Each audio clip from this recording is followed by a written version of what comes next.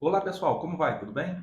Olha eu aqui de novo, Genival Fagundes nas nossas rapidinhas do Fagundes. Hoje, domingo 10, isso aí, 10 de setembro de 2023. Eu de cá, vocês de lá, sempre nessa direção. E ontem, na tarde de sábado, o ministro Alexandre de Moraes do STF liberou o tenente coronel Mauro Cid, ex-ajudante de ordem do ex-presidente Jair Bolsonaro, que já havia sido preso há 4 meses atrás, e também o cacique Sererê Chavante, que já havia sido preso há 9 meses atrás. Então, esses dois foram colocados em liberdade provisória na tarde de sábado. O tenente-coronel Mauro Cid foi colocado em liberdade provisória após ter firmado um termo de acordo de delação premiada. E aí o ministro Alexandre de Moraes homologou esse termo e liberou o Mauro Cid. Porém, a PGR, Procuradoria-Geral da República, ela não ficou de acordo com o termo firmado entre a Polícia Federal e o tenente-coronel Mauro Cid. Não sei no que vai dar isso aí, mas infelizmente é sempre assim que as coisas acontecem aqui no Brasil. Falta de respeito, falta de harmonia, falta de sincronismo entre os poderes da República, os elementos, os agentes, as autoridades responsáveis por tomar determinadas decisões no Brasil, infelizmente elas divergem uma das outras e acabam não respeitando o posicionamento de uma ou de outra. E aí as coisas degringolam no nosso Estado democrático de direito. Pessoal, eu peguei aqui no tocante ao tenente-coronel Mauro Cid, eu peguei aqui um trecho da lei da delação premiada. Essa lei é a Lei 12.850 de agosto de 2013. Ela traz ali todos os procedimentos, os requisitos para que sejam homologados os acordos de delação premiada. E como a PGR ela se manifestou contrária àquela delação, que na visão da PGR não é aceitável delação premiada realizada entre a Polícia Federal e os investigados, os acusados, os réus e assim vai indo. Então vamos dar uma olhadinha aqui, separei uns trechinhos. Seção 1 da colaboração premiada. Aí nós vamos lá para o artigo 4º, o seu parágrafo 6º. Diz o seguinte: o juiz não participará das negociações realizadas entre as partes para a formalização do acordo de colaboração, que ocorrerá entre o delegado de polícia, o investigado e o defensor, com a manifestação do Ministério Público, ou, conforme o caso, entre o Ministério Público e o investigado, ou o acusado e seu defensor. Então, o parágrafo 6º do artigo 4º, ele já começa falando que o juiz não participará das negociações realizadas.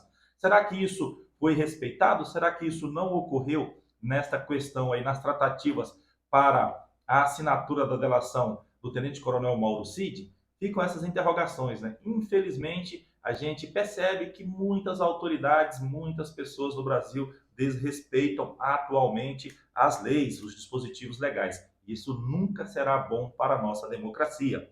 Vamos seguir aqui então.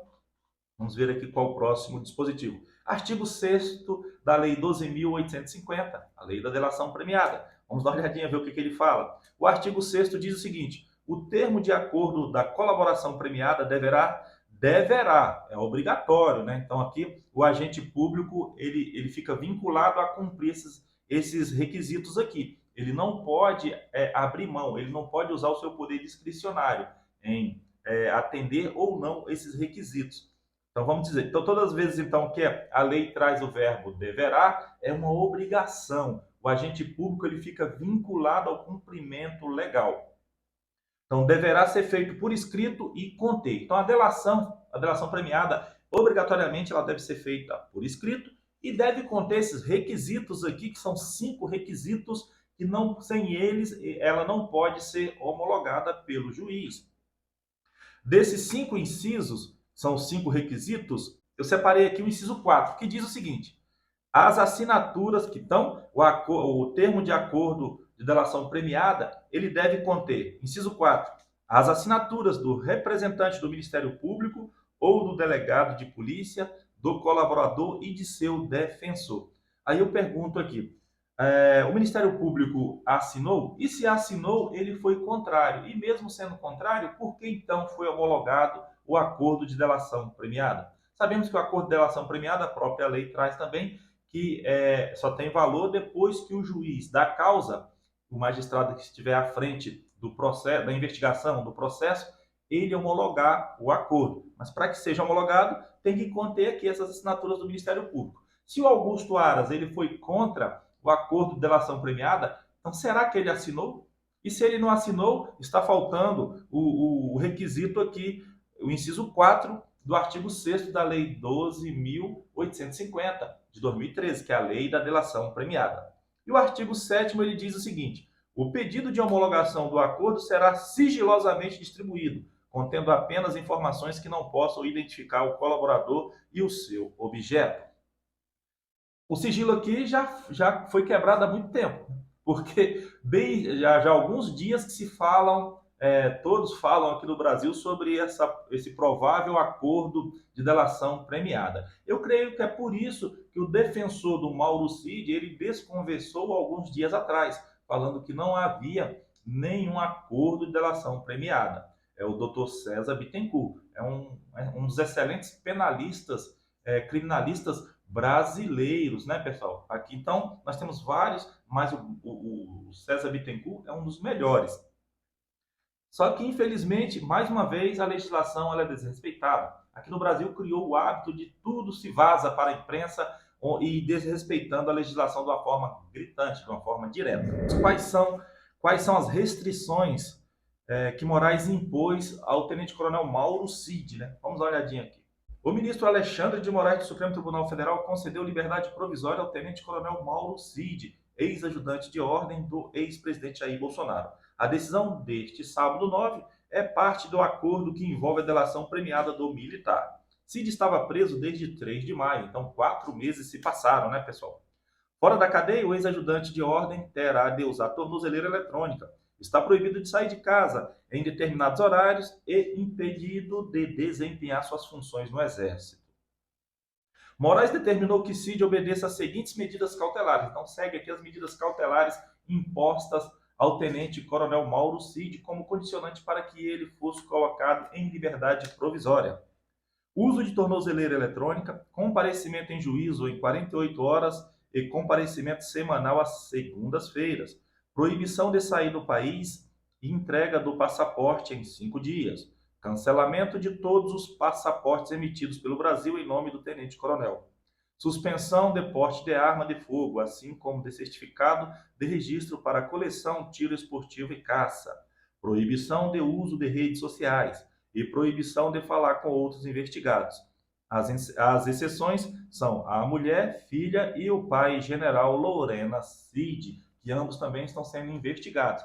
E essa investigação aí é aquela originária lá da suposta inserção de dados falsos no cartão de vacinação do ex-presidente Jair Bolsonaro e outras pessoas. Alegam ali que houve a falsificação ali da inserção desses dados em alguns certificados de comprovante de vacinação. Então vamos que vamos, né, pessoal? Esse é o Brasil que nós temos para hoje aí. Vamos ver realmente que pé vai ficar tudo isso. Vamos ver aqui também do Sererê. Ó. Moraes solta Sererê e determina medidas cautelares. Vamos ver quais são as medidas cautelares também determinadas ao cacique Sererê Chavante. O ministro Alexandre de Moraes do Supremo Tribunal Federal soltou o cacique Sererê Chavante neste sábado 9. O juiz do STF, contudo, determinou medidas cautelares para o indígena. A Oeste Giovanni Pessoa, advogado do agora ex-detento, afirmou que o STF não o comunicou da soltura do cliente. Fiquei sabendo por meio de uma colega, disse Pessoa. Ora, pessoal, um absurdo. O defensor do preso não é comunicado da soltura do seu cliente. É um desrespeito tremendo com o Estatuto da OAB, com as leis e as normas vigente em nosso país, com a nossa própria Constituição. Então, eu sempre vou defender que para que tenhamos uma plena democracia, todos devem respeitar as leis. Nós vivemos, se assim realmente optamos viver numa democracia, então nós temos que viver sob o império das leis. todos, sem exceção, devem obrigatoriamente respeitar as leis, as normas e a nossa Constituição. Vamos ver quais foram as medidas aqui para o sererê. A partir de agora, o homem vai ter de usar tornozeleira eletrônica, além de outras limitações, como, por exemplo, não sair de casa em determinados horários, não dar entrevistas e usar redes sociais. Então, está proibido também de usar as redes sociais. Em dezembro do ano passado, a Polícia Federal prendeu Sererê por supostamente participar de atos considerados antidemocráticos pelo STF. Na ocasião, o indígena se manifestou contra a eleição do então presidente eleito Lula. A Procuradoria-Geral da República é a responsável pelo pedido. Então, aí foram as situações que envolveram aí o tenente-coronel Mauro Cid e o cacique Sererê, que foram libertados provisoriamente ontem, na tarde de sábado, 9 de setembro de 2023.